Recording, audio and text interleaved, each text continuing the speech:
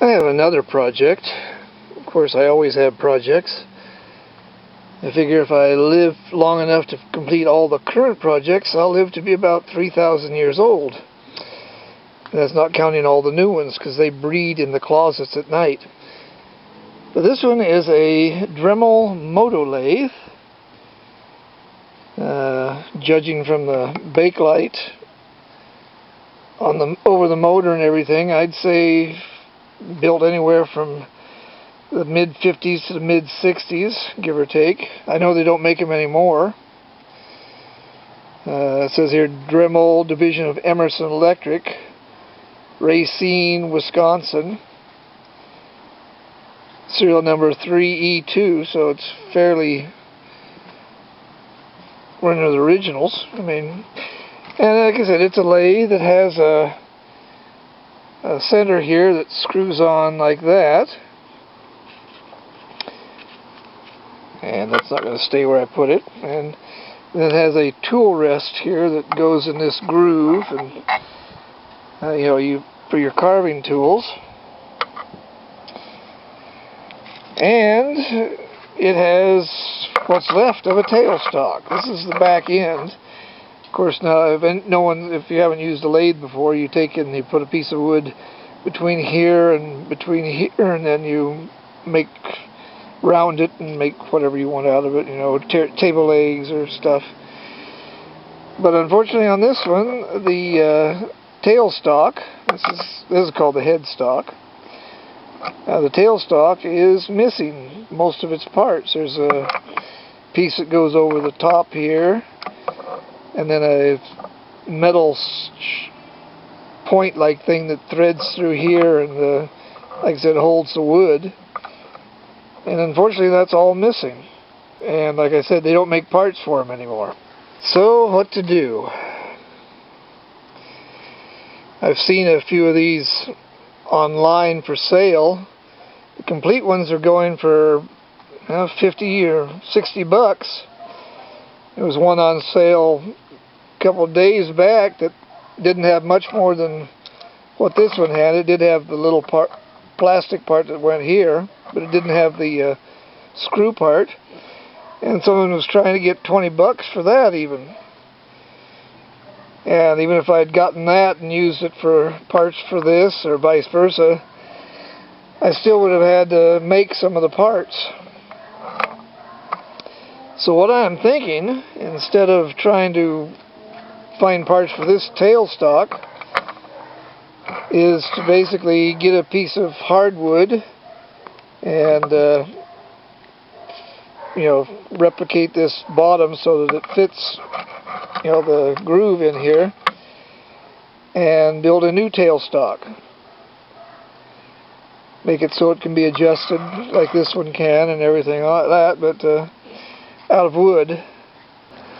So the next step is to see if I can find a piece of wood. I'd like hardwood, because that stock takes a rough beating when it's being used. But I don't really have a lot of hardwood. I've got some Douglas fir and things like that, which are not too bad. It might work. I always keep little pieces of wood around just in case for this type of project. Got a whole box full of over here. Unfortunately, most of it's, again, is cedar, which is a fairly soft wood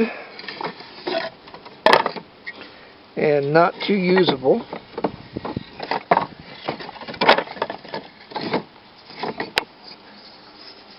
But anyway, I'll find something that I'm happy with and start making the tailstock. And I found me something I think will work. This is a board from a pallet, and it's big enough to do the job. And although I thought originally it might be pine, I know they really don't use pine for pallets, and I'm thinking that this may be birch or some other similar hardwood. So I think this is going to do the job. In fact, it's even got the sort of the groove-like thing already cut into it, so I won't have to do a lot of cutting and shaping with it. I'd like to build what they call a live tailstock type affair. See, though, like I said, normally you have the headstock and the thing that goes into the wood here, and then you have a pointed metal threaded rod that comes out of here and goes into the wood. And this one moves with the motor, it spins, but this one doesn't move. This one just is stationary, and the point that goes into the wood is what moves. On a live stock, this would have a bearing, and the point would actually move with the wood. It would go into the wood and hold it, but it would move. And although most lathes don't have a live stock, it's a nice feature to have. So if I'm going to build something, I might see about building that. I just haven't exactly figured out how to do it yet. I know I need a bearing and a pointed, some sort of pointed rod threaded, so I can thread it on and things like that and adjust it and everything. But we'll see. I may just end up making a what's called a dead stock, which, you know, doesn't move. We'll see how clever I am. Well, after a lot of sanding and drilling, and ironically dremeling, considering what is going on, I have completed the dead tailstock. Here it is right here. You see, it's got a little point there to go in the wood, and it's adjustable, and it fits the groove nicely. And I don't know whether you can see it or not, but the pin and all line up, so everything's nice. It's all contoured roughly the same way as the original, and all. One thing you will notice, and it was an oopsie, and that is the rubber here. When I originally drilled the hole for this, I tried to line it up, and after I drilled the hole, I found that it was about a half a hole too low, which was kind of aggravating. But I found that a piece of inner tube rubber would be the right thickness to bring it up, and it adds a little bit of extra friction to the contact between the head and the rail here, so that it's less apt to slip. So it's kind of a happy accident. Anyway, that fits like this, and this bolt here goes through and locks it in place.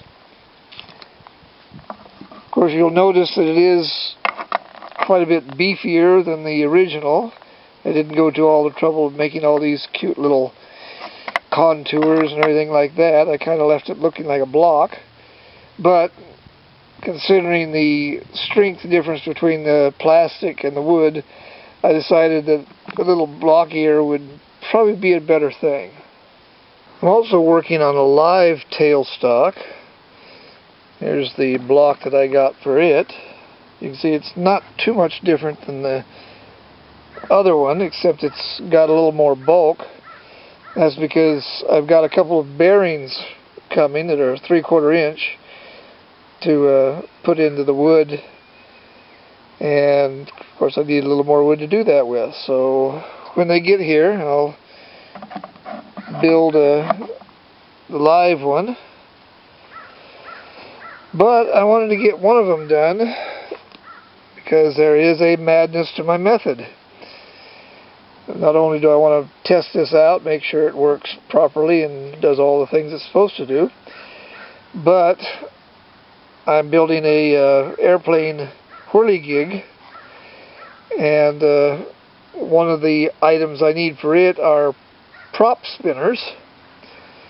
I'm going to make them out of cedar, and I figure I can maybe turn the prop spinners to shape on this a lot better than I could using a Dremel or something. So that's going to be the first project with this Motolathe,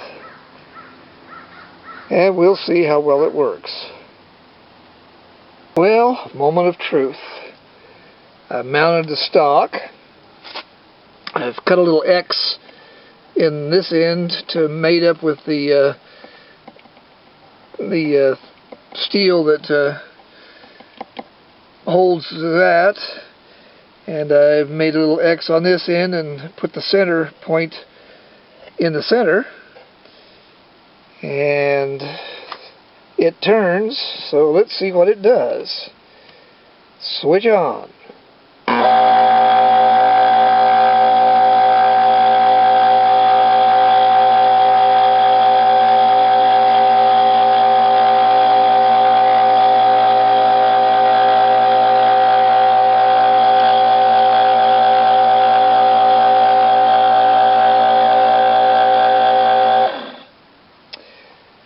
And it seems to work.